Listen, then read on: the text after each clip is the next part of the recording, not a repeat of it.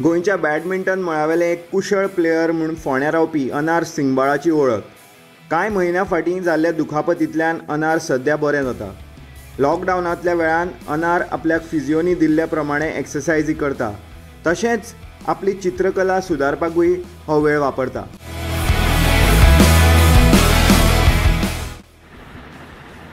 लॉकडावना खातीर आमी सगळीं घरांत आसा, सो म्हाका इंजरी जाल्ली जानेवारी. हो म्हाका टायम बरो मेळ्ळा रिकवर जावपाक आनी हांव सद्दां म्हाका फिजिओन सांगिल्लें एक्सरसायज करता डेली 1 वरा खातीर. आनी उरलेलो टायम शिकपाक अजून आमची एग्जाम पोस्टपोन केल्या आनी नाजाल्यार ड्रॉइंग्स बीन करता.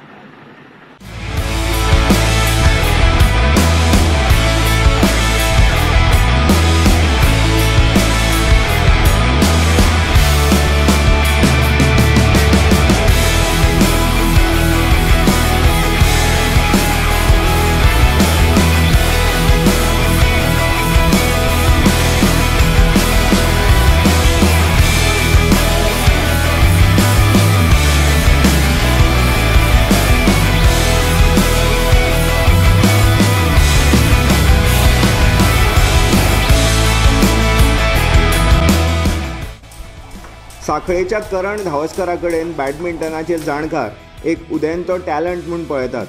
तो आपल्या परीन लॉकडावनान ट्रेनिंग करता.